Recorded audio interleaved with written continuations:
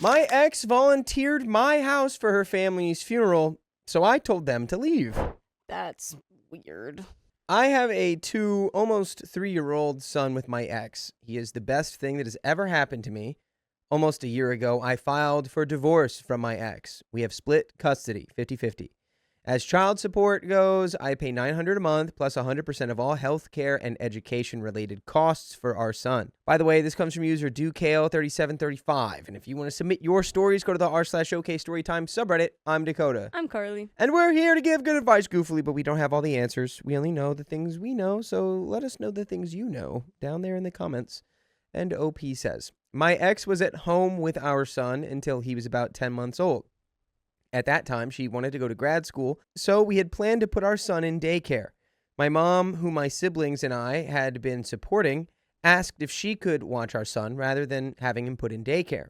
My ex was giddy at this idea, but I was a little hesitant because I wanted my mom to enjoy her retirement. But my mom and my ex very much wanted to do it, so I relented. Plus, my son absolutely loves every moment he gets to spend with his Mimi. My mom has continued to be the primary caretaker of our son when my ex and I are working. My ex, whom I mostly co-parent with wants our son to go to daycare. But my ex can't afford daycare at all, so she wants me to pay for it. I refuse. Our son still absolutely loves going to his Mimi's house. My siblings have kids that our mom looks after, and so my son gets a lot of time with his cousins. My mom still loves doing it. Plus, she was an educator and is bilingual and is doing an amazing job in that department as well. I check in with her to make sure she still wants to do it because I don't want her to be overwhelmed. Plus, the daycare here would cost about $250 to $300 a week. So, I refuse. My ex says this setup makes my family have undue influence over our son's development. If that was a concern, she has never expressed that until now. Plus, why would our son being under the influence of strangers at daycare be better? This has been a point of contention for about the last month. Am I the a-hole? And we have some comments, but Carly. I mean, it doesn't sound like it. It makes perfect sense to just keep your son in the free mom-cousin daycare. Yeah, it sounds like to me like she's projecting what her family would do to the kid, which is clearly like, yes, your dad is the worst and your mom is the best and everyone hates your dad and so should you. And obviously that's not what's happening. Right. But she thinks that's what would have to happen because that's what would happen if her family was the one watching the baby. I am wildly confused as to how this is about to become a funeral. Yeah, let's keep digging. Comments. Scootex6643 says, not the a-hole. Lots of people would love for their kids to have daily time with grandparents and cousins in a safe environment. That sounds like a huge win for your child, not some influence problem. And Unexpectedly Tired replies, both parents trust OP's mom. It's free. She was an educator. She can teach the children another language. There will be socialization. It's a perfect solution. House of Bridget 11 says, you're taking OP's word that both parents trust her and think this is a good environment. There was a similar setup with my in-laws and the cousins when my kids were little, and I insisted they go to a professional, licensed, fully staffed daycare. I would not be comfortable with my toddler being cared for by one elderly woman who was also caring for several other children full-time. There could also be other factors that the mother has concerns about. For example, perhaps the kid is not well supervised. The grandmother is a religious fanatic. She spanks the kids, etc. Perhaps they badmouth the mother openly. Perhaps the cousins are violent or bad influences. There are many, many situations where licensed childcare is better than the free family alternative. OP replies, my ex insisted that we utilize my mom for childcare. Throughout our marriage, she continued to insist we use my mom for childcare. From 10 months old until he was 25 months, my mom was our child care, and my ex expressed nothing but gratitude and appreciation for it. I was the only one who had expressed any type of trepidation about it at any time. When I filed for divorce and my ex was trying to get me to reconsider for us to go to counseling, etc., she never expressed any issues with my mom being childcare. She continued to express to me and to my mom how appreciative she was for my mom providing childcare for our son. It is only after the divorce was finalized a few months back that she first expressed any type of concern.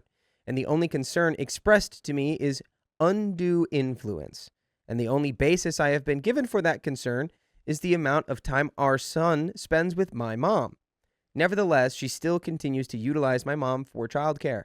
In fact, she uses my mom for childcare more than I do. There is an update from 3 months later. If she's so adamant about childhood before, I don't know what's changed, just except for y'all are divorced now. She just feels like somehow she's going to become second place. Which, like, no, that's not going to happen. Especially if you guys are very amicable about everything with, like, your child. My ex and I got divorced earlier this year. When we were married, we bought her grandmother's house. This house was built in the 1910s and had been in my ex's family since then. It is quite large. It was de facto the house where my ex's family would stay when they came into town for anything, which continued after our purchase of the house and was part of my decision to divorce her. When we bought it, we primarily used my premarital savings and inheritance. That was 5-ish years ago.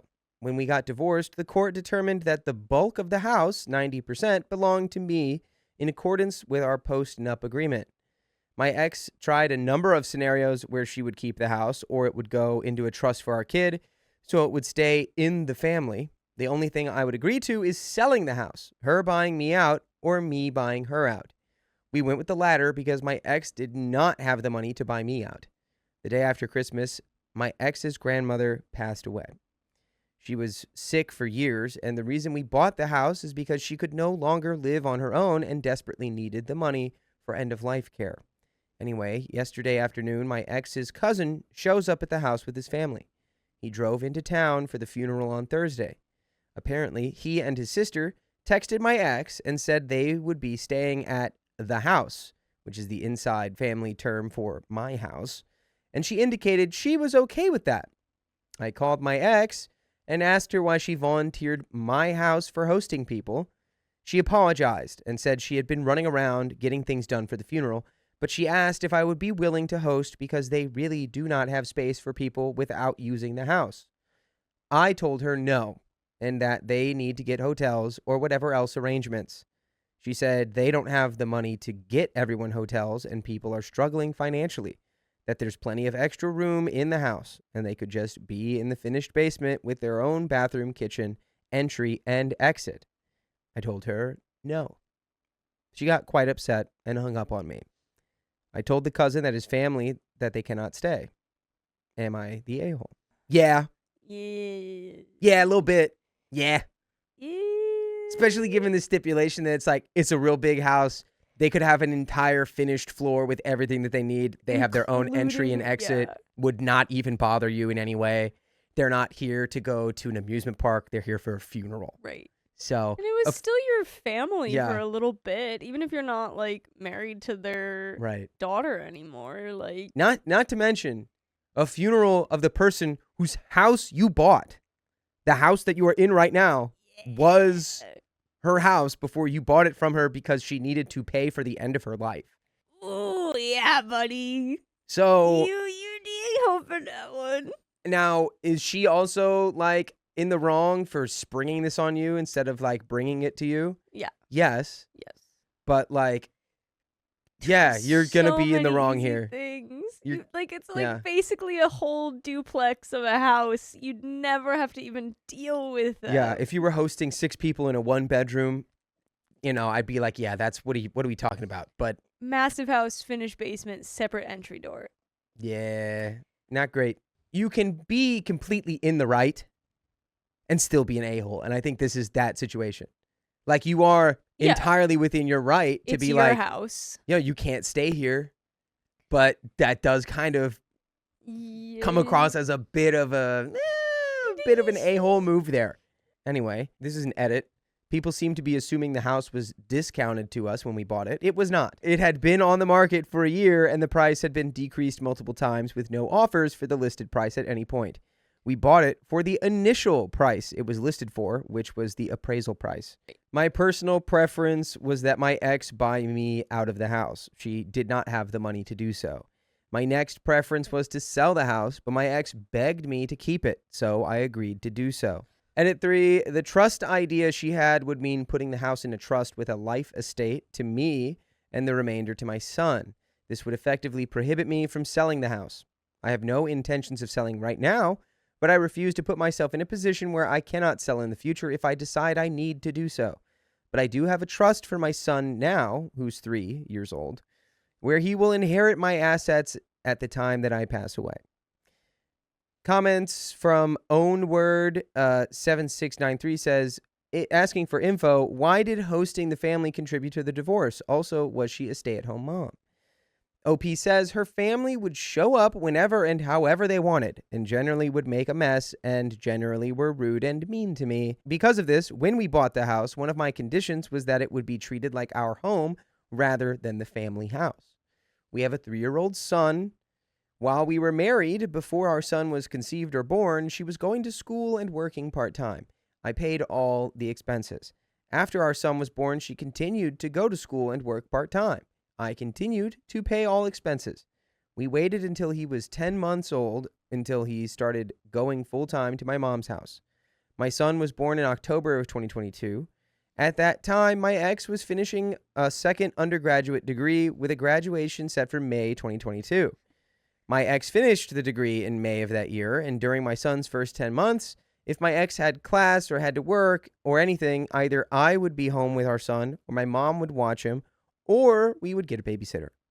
The house had caused fights and threats of lawsuits between her family before we bought, and she was asking me to spend 70% plus of my share of the inheritance my father spent 45 years building for my siblings and I. So yes, I asked for a postnup. Sounds like it was a smart thing to do. Fake bot simp says, sounds like your wife has maybe not told her family that the house isn't owned by her anymore. I didn't even think about that. That's probably true. They're probably not even aware that it is just your house. Yeah, I can see that. Lane 205 replies, this is probably it right here. She may have thought if she could sneak this one by, no one would be visiting anymore with grandma gone, and they would never need to know that she lost their house. Nujochi Waji says, well, the family can put up the money together and buy it from OP collectively. The audacity of some people. Sammy Safra 4532 says she didn't even ask. People just showed up on your door that she had already told could stay in your house. You're not the a-hole. Radon Arsene says probably because she knew the answer. Maybe she hoped OP would buckle under the social pressure. And Hokage says, your post said, cousin asked your wife, and she said yes, they could stay. She would never have said that if she had told you that you were not invited. Unless she asked you to look after the baby, and that is different than not invited. Nobody is dumb enough, no matter how dumb they are, to think they would tell their ex they are not invited to her family funeral while asking them to host their family for said funeral. Nobody. So yes, I don't believe you. Clearly, you were told not invited after said episode, which is logical. The biggest issue for what you did, other than be a complete a-hole with zero empathy in a moment of great need, is you nuked your relationship with your son's mom's side of the family. Of course, you could be okay with that, but it will have repercussions on your relationship with your ex in the future, which will impact your son. OP replies, I am not invited. You know my ex okayed people to stay at my house without checking with me at all, right? Like not calling or texting whatsoever. Why would you think it would be a faux pas in her mind to invite them to stay if I'm not invited to the funeral? My ex does not care at all about decorum here. You would think no one is dumb enough to invite family to stay with their ex for at least 4 nights without checking with their ex, but that is what happened and why I made this post.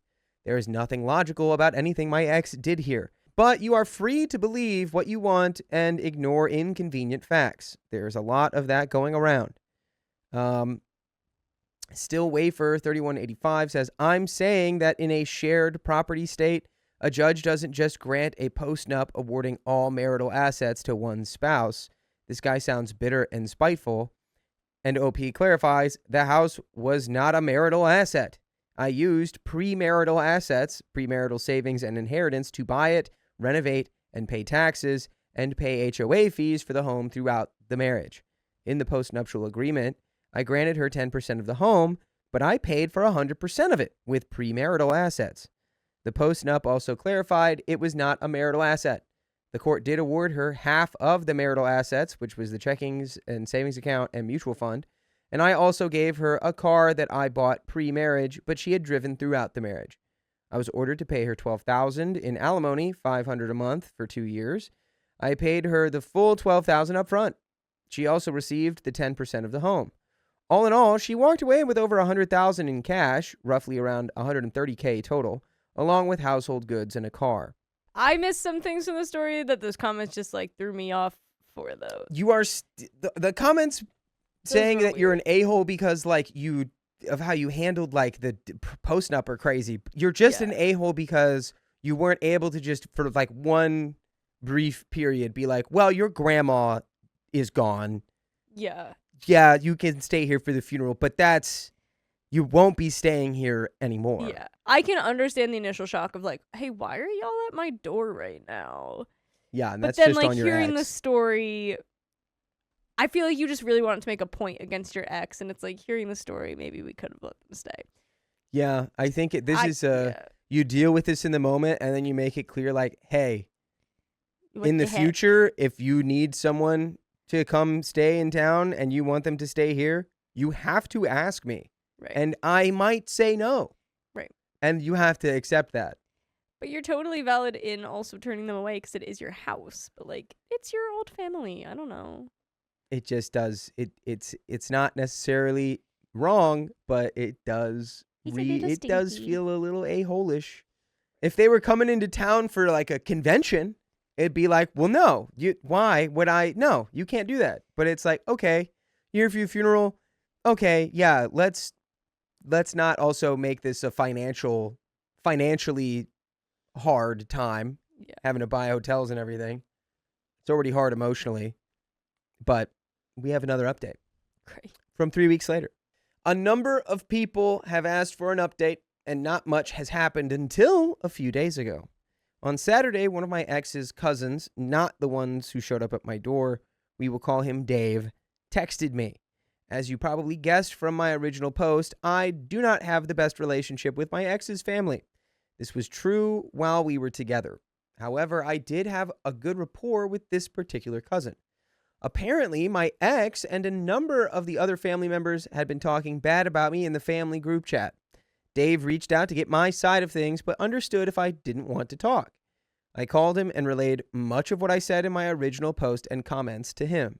What I learned from my conversation with Dave is that my ex told her family after the divorce that she still co-owned the house with me, which is a lie. That I do not abide by the court's order regarding expenses for our son, and that she cannot afford a lawyer to fight me on it, another lie. I set the record straight for him on both accounts. I own 100% of the house and bought her out of the 10% share. I also pay 100% of the medical costs and childcare and education costs for our son as ordered by the court. I also pay more than the court-ordered amount for child support. We talked a little bit more to catch up, and I thought nothing of it. Apparently, Dave decided to share the details of our conversation in the family group chat. Did we not think that was going to happen? He does have to let the family know. He literally reached out to you for your side of the story. Like, he's not just going to pop off. Good job, Dave. If we didn't want to get mixed up, we needed to tell Dave, hey, keep this between you and I, because I don't even want to be involved in whatever drama you guys got. You guys can keep that, but just know that you got that from me, and that's the truth. Please leave me out of this. But on Monday, I got an angry, long text from my ex about what Dave said in the group chat, and that she wanted to talk. We talked yesterday. She expressed how frustrated she is with everything, that she was and still is willing to do whatever it takes to make our relationship work. She said if I'm not willing to try to make it work, the least I could do is work with her so she can pay me off over time for the house, put the house in a trust for our son so it stays in the family, and not badmouth her to her family. I reiterated that there are no circumstances under which I would want to be with her, the least of which is that she is actively lying about me and our divorce to her family. I also restated that I will not let her pay me off for the house because it will take her decades to even pay me back for how much money I've put into the house, even if there was no interest. I will not put it in a trust because the type of trust she wants is specifically designed to prevent me from selling the house in the future if I need to do so. I also stated that I did not ask Dave to share any of our conversation, and everything I said to him was 100% factual. By the way, it's 100% factual that you can listen to full episodes with stories just like this one on your favorite podcast platforms like iHeartRadio, Spotify, or Apple Podcasts. Just search OK Storytime. And we have a little bit left of this story here. You don't want to get back together. You don't want to get back together. It's pretty straight up. Y'all got divorced. And she's mad at you, but you're like, I didn't even say anything untrue. I just set the record straight. Girly pop, you were the one lying. You're out here saying how you do anything to get back together with me. It's like, maybe just stop lying to your family about how awful I am. We can start there. But it's not happening. I told her, moving forward, I am doing no more than what I am legally obligated to do for her. I will only pay the child support amount that is legally required and not a cent more. I will put the extra I was paying towards the money I was already setting aside for our son. If she wants to buy the house, she can at fair market value. But I will sell the house if or when I feel it is appropriate for myself and our son, regardless of what her or her family wants. If or when I sell it, I will get the highest price possible, regardless of whether that person is part of my ex's family. And if her family keeps being a problem about the house, it will probably be sooner rather than later. She left mad, but that's where things stand. And there are some comments. Bulbasaur Ranch says, good for you. This was a nice update. I hope she felt embarrassed having her lies called out in the group chat like that. Ninja Pixie says she won't feel shame or embarrassment, just anger at being called out publicly. Trove of Catastrophe says, wow, I can't believe she signed a postnuptial that only gave her 10%. Was it time or conditioned based? Did you both have separate lawyers look it over? How long were you married? So many questions. Did she work? Did all of her family take Dave's version over hers? OP says, she put up none of her own money to pay for the house. It's like the fact she even got 10% is was nice. She didn't spend any money on the house. Yes, we had separate lawyers. Not time or condition based. We were married almost 6 years. She worked part-time and went to school, which I paid for. I have no idea what version the family believed. And that is the end of that story. Well, she's a little liar. I think her pants are on fire. Liar, plants for hire. I heard that. I know that's right. A lot of people really concerned. Yeah. About, that got real crazy real fast. About that postnuptial. It's like, it feels like we did that one perfectly. Yeah. I just want to know why they broke up. Why they really, really broke up. Like, why he's like, I'm so... What was the reason for the divorce? Locked in for not getting back together with you, no matter what. Give us all the juicy details. My husband wanted a new car before me, even though I sacrificed everything. Well, maybe you shouldn't have sacrificed enough money to buy your own car. I bought my car new and have had it for 10 years, since before my husband and I met. When my husband and I met, he was driving a junker. After we were married, I co-signed with him so he could get a better vehicle. By the way, this comes from Puzzled Car 2827. And if you want to submit your own stories, go to the r/OKStorytime subreddit. I'm Carly. I'm Dakota. And we're here to give good advice goofily, but we don't have all the answers. We only know what we would do. So let us know what you would do in the comments. NOP says, we have since bought a house and had a child. Our house needed a major fix shortly after purchase, so I forfeited what was going to be my new car money and took out a loan to make the repair. I found out I was pregnant around the same time and gave birth early last year. I pay all of the daycare costs, $400 and $500 a month, and do all of the afternoon pickups. My husband does the morning drop-offs. My husband just totaled his car. It's under my policy, so I'm dealing with all of that. We have a very temporary rental and are waiting on insurance to let us know the next step and possibly cut us a check. The plan as of now is to use the check to pay off the remaining balance of the totaled car's loan and use the rest as a down payment on a new vehicle. However, we're at an impasse. I think I should get the new vehicle since I forfeited my new car money already and I'm driving an aging vehicle.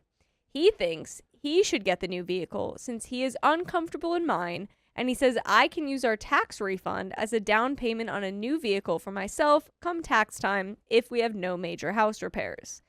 We need a new roof and need to start upgrading the windows, and I don't think we should have 2 car payments going at the same time. He doesn't think it's fair that we should have to take turns getting new cars. This would be his 3rd vehicle since we met. I feel like I could be the a-hole in this situation because my credit is better than his, and he will need my co-signature to get a new vehicle. Am I the a-hole for thinking I should only co-sign if the new car is for me? And we have a verdict on some comments, but what say you with your newfound information? Why don't you guys just get a car you both like? I think, what, take turns driving it? I think if your car is 10 years old, you should probably be able to drive it for another 10 years before Depends you on the need type, a yeah. new one. Like, My parents- realistically. Yeah, my parents take turns getting new cars, though. So, like, it would be her turn to get a car. I think a brand new car is the biggest scam on earth. I think you can always buy used. Yeah. And I think you should really always buy. As someone who made this mistake last year, you should buy a used Toyota.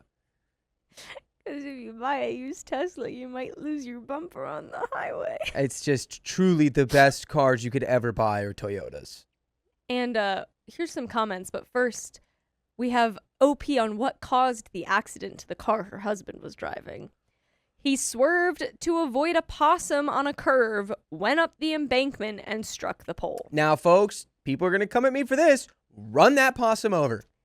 Yeah. You just Yeah. obliterate that thing. People get more car damage from trying to swerve or, like, slow down to avoid an animal than they do if you just ram through it. And it's very hard to override that instinct. I know.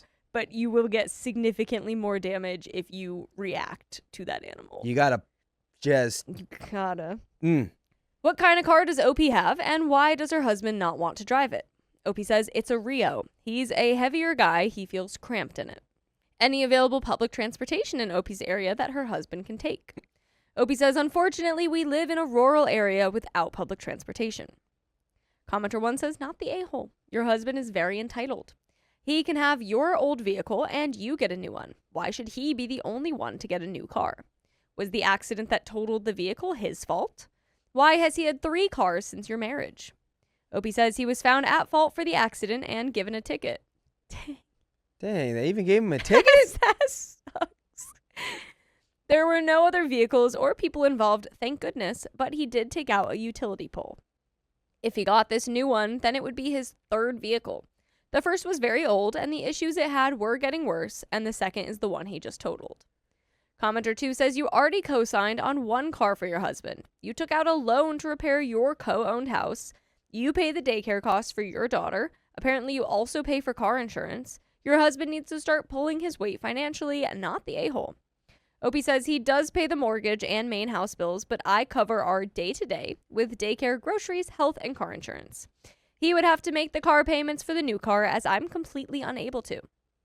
Commenter 3 says, info. When he says he's uncomfortable in yours, what does that mean?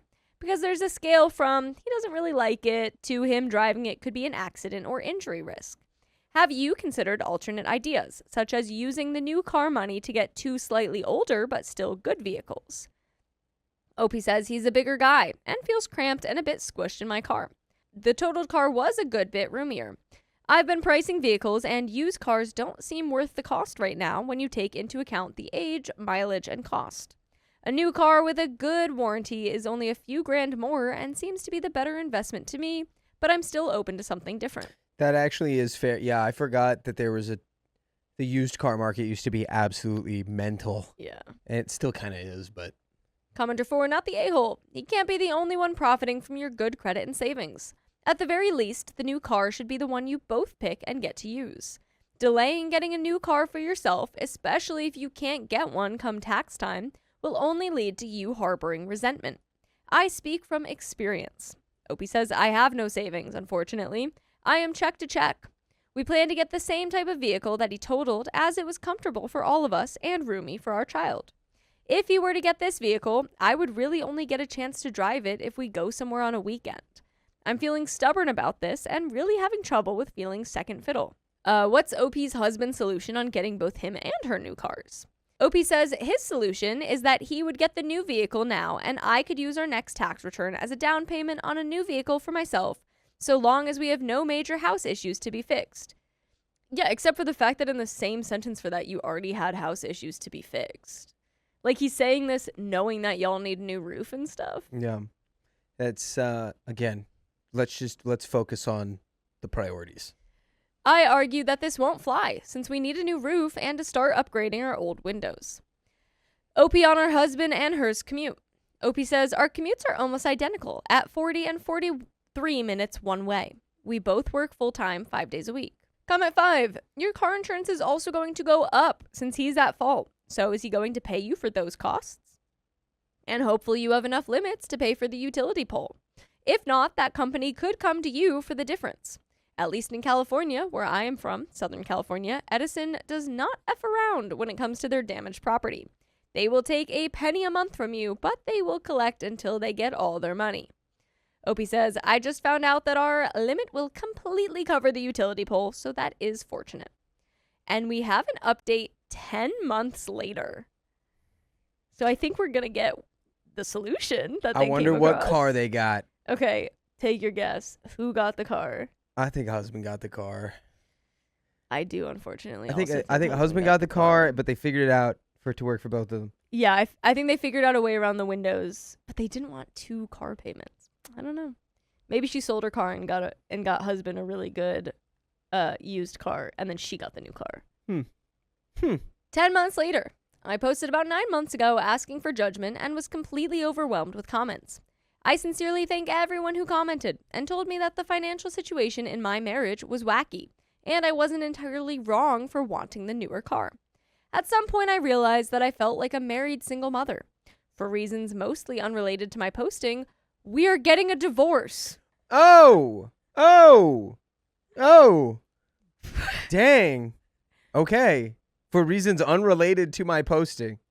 My son and I left our house within a week of my post. We are living with family now, and my son has blossomed into a happy, talkative toddler.